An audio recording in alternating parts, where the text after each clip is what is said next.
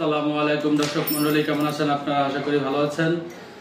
আপনারা দেখছেন আপনাদের প্রিয় চিকিৎসা বিষয়ক চ্যানেল আল মদিনা হোমিও চিকিৎসালয়। এই চ্যানেলের মাধ্যমে আপনাদের রোগ সংক্রান্ত নানারকম তথ্য বলে দেওয়া হয়, ওষুধ নিয়ে নানারকম তথ্য বলে দেওয়া হয়। আশা করি আপনারা আপনাদের সমস্যা অনুযায়ী ভিডিওগুলো দেখছেন এবং উপকৃত হচ্ছেন। বন্ধুগণ, বড় বড় মতো চলে এসেছে আপনাদের মাঝে নতুন একটি রোগ নিয়ে, নতুন একটি বিষয় নিয়ে। তো আজকে আমি যে বিষয়টি নিয়ে আলোচনা করবো, বিষয়টি হলো গনোরিয়া যদি পুরাতন হয়, পুরাতন গনোরিয়া, যাকে ডাক্তারি ভাষায় বা ইংরেজিতে বলা হয়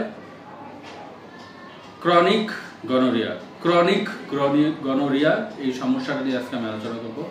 তো যাদের এই সমস্যা রয়েছে তারা পুরো ভিডিওটি দেখবেন, এবং যাদের আপনাদের আত্মীয় স্বজন বা বন্ধু বান্ধবের এই সমস্যা রয়েছে তাদের সাথে বেশি বেশি করে শেয়ার করতে পারেন, যাতে তারাও এই সম্পর্কে ধারণা লাভ করতে পারে।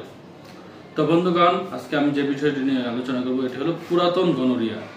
তো এই গনোরিয়া কেন হয়, কি কি কারণে হয়, কি কি কোন ব্যাকটেরিয়া থেকে হয়, এবং পুরাতন অবস্থায় এটি কি কি সমস্যা অনুভূত হয় এবং কার কার মাধ্যমে এই সমস্যাটি ছড়িয়ে যায়, সেটি নিয়ে আজকে আমি আলোচনা করব। তো বন্ধুগণ, গনোরিয়া হচ্ছে একটি যৌন সমস্যা। এক পুরুষ থেকে অন্য পুরুষে, বা এক নারী থেকে অন্য নারীতে, বা পুরুষ থেকে নারীতে, সন্তান থেকে পিতামাতা থেকে সন্তানে, বা সন্তান থেকে পরবর্তী প্রজন্মে এই সমস্যাটি ছড়িয়ে থাকে।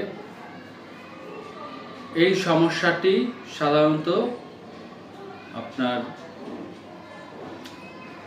বহু যৌন কর্মের ফলে হয়ে থাকে, অর্থাৎ একাধিক যৌন সঙ্গী রাখার ফলে এই সমস্যাটি বেশি হয়ে থাকে।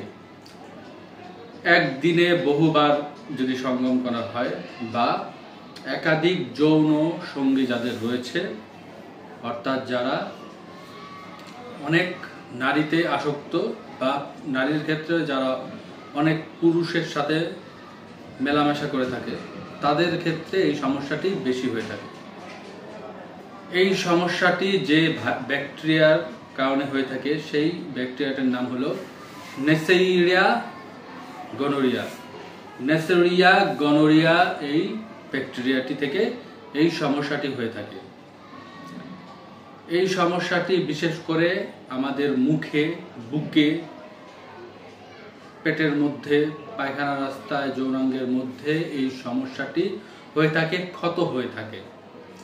ক্ষত হয়ে পুঁজ জমে, দুর্গন্ধ বের হয়, রক্ত বের হতে পারে, প্রস্রাবের সাথে রক্ত বের হতে পারে, ব্যথা থাকে, জ্বর থাকে, স্বাস্থ্য ভেঙে পড়ে ইত্যাদি নানা রকম লক্ষণ এই সমস্যার জন্য হয়ে থাকে। এই সমস্যাটির 3টি ধাপ রয়েছে। প্রথম ধাপে তেমন একটি ব্যথা থাকে না, হালকা ব্যথা থাকতে পারে, হালকা ব্যথা থাকে, তলপেটে ব্যথা থাকে, হালকা জ্বর ভাব থাকতে পারে। দ্বিতীয় পর্যায়ে হালকা হলুদাভাব, পুঁজ বের হতে পারে, প্রস্রাব আটকে আসে, প্রস্রাবের সাথে জ্বালাপোড়া থাকে, শরীর ভেঙে পড়ে, স্বাস্থ্য শুকিয়ে যায় ইত্যাদি লক্ষণ থাকে। তৃতীয় ধাপ হচ্ছে সবচেয়ে বিপজ্জনক ধাপ। এটিতে প্রস্রাবের সাথে রক্ত যায়, অত্যন্ত জ্বালাপোড়া থাকে, পুঁজ সবুজাভ হয়ে থাকে, এবং প্রস্রাবের রাস্তায় প্রচন্ড পরিমাণে জ্বালাপোড়া থাকে।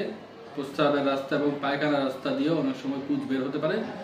সব সময় জ্বর লেগেই থাকে, এবং স্বাস্থ্য পুরোপুরি ভেঙে যায়, খাওয়া দাওয়ার পুরো রুচি চলে যায়। এই সমস্যাগুলো হয়ে থাকে। তো বন্ধুগণ, নানা কারণে আমাদের এই সমস্যা হতে থাকে। পিতা মাতা থেকে বা স্বামী স্ত্রীর থেকেও এই সমস্যাটি আমাদের শরীরের মধ্যে আসতে পারে। পূর্বপুরুষ থেকে এই সমস্যাগুলি আমাদের হতে পারে। তাই সচেতন থাকতে হবে এই ব্যাপারে। এবং এই সমস্যাটি যদি পুরাতন হয়ে থাকে, তাহলে বেশ কিছু হোমিও ওষুধ রয়েছে।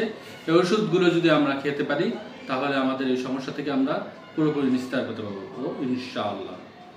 তো বন্ধুগণ, এখন আমি কিছু ওষুধের কথা বলবো। এই ওষুধগুলো যদি আপনাদের লক্ষণের সাথে মিলে যায়, তাহলে আপনারা সেবন করবেন। আর যদি লক্ষণের সাথে না মিলে, তাহলে নিকটস্থ একটি হোমিও চেম্বারে আপনারা যোগাযোগ করতে পারেন, বা নিচে আমার নাম্বার দেওয়া থাকবে, এখানে আপনারা যোগাযোগ করে আমার থেকে ওষুধগুলো সংগ্রহ করতে পারেন। তো বন্ধুগণ, প্রথমে যে ওষুধের কথা বলবো, এই ওষুধটির নাম হলো মেডেরিয়াম 1M, মেডেরিয়াম 1M এই ওষুধটি। বন্ধুগণ, এই ওষুধটি হচ্ছে আপনাদের যদি পিতা মাতা থেকে আপনাদের এই রোগটি আপনারা পেয়ে থাকেন, পিতা মাতা থেকে যদি সন্তান এই রোগটি পেয়ে থাকে, তাহলে সন্তান এবং পিতা মাতা উভয়ই এই ওষুধটি খেতে হবে। এই ওষুধটি আপনারা যারা বড় রয়েছেন 3 ফোঁটা করে খাওয়ার পূর্বে সেবন করতে হবে, আর যারা ছোট রয়েছে 1 ফোঁটা করে খাওয়ার পূর্বে সেবন করতে হবে। বন্ধুগণ, এর পরবর্তীতে যে ওষুধটি রয়েছে, ওষুধটির নাম হলো থুজা 30। থুজা 30 এই ওষুধটি। বন্ধুগণ, এই ওষুধটির লক্ষণ হচ্ছে আপনারা যদি স্বামী স্ত্রী মধ্যে স্বামীর থেকে যদি স্ত্রী বা স্ত্রী থেকে যদি স্বামী এটি পেয়ে থাকে, স্বামী থেকে স্ত্রী বা স্ত্রী থেকে যদি স্বামী এই সমস্যাটি, এই গনোরিয়ার সমস্যাটি পেয়ে থাকে, তাহলে আপনারা এই ওষুধটি সেবন করতে পারেন। এই ওষুধটি আপনারা 3 ফোঁটা করে খাওয়ার পূর্বে সেবন করবেন। 3 ফোঁটা করে খাওয়ার পূর্বে সেবন করতে হবে। বন্ধুগণ, সর্বশেষ আমার কাছে যে ওষুধটি রয়েছে, এই ওষুধটির নাম হলো বেসিকেরিয়া কামিন্স মাদার। বেসিকেরিয়া কামিন্স মাদার এই ওষুধটি। বন্ধুগণ, এই ওষুধটি পূর্বপুরুষ থেকে প্রাপ্ত যদি হয়ে থাকে, অর্থাৎ দাদা দাদু বা নানা নানু থেকে যদি কেউ এই সমস্যাটি পেয়ে থাকে, পূর্বপুরুষ থেকে যদি কেউ পেয়ে থাকে এই সমস্যাটি, তাহলে এই ওষুধটি অত্যন্ত কার্যকরী। এই ওষুধটি আপনারা যারা বড় রয়েছেন 10 ফোঁটা করে খাওয়ার পর সেবন করতে হবে, আর যারা ছোট রয়েছে 5 ফোঁটা করে খাওয়ার পর সেবন করতে হবে। বন্ধুগণ, আশা করি আমার কথাগুলো আপনারা বুঝতে পেরেছেন। যাদের এই সমস্যা রয়েছে তারা পুরো ভিডিওটি অবশ্যই দেখবেন, আর আপনাদের আত্মীয় স্বজন বন্ধু বান্ধবের সাথে বেশি বেশি শেয়ার করবেন, যাতে তারাও এই সম্পর্কে ধারণা লাভ করতে পারে।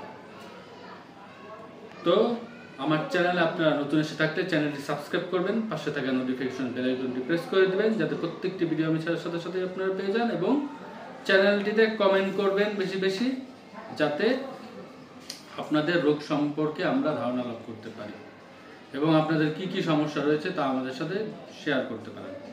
বেশি বেশি লাইক দিবেন, আমাদের চ্যানেলটিতে আপনারা ফলো দিয়ে রাখবেন, যাতে আমাদের এরকম সুন্দর সুন্দর ভিডিও আপনারা আমাদের ফেসবুকের মধ্যেও আপনারা দেখতে পারেন।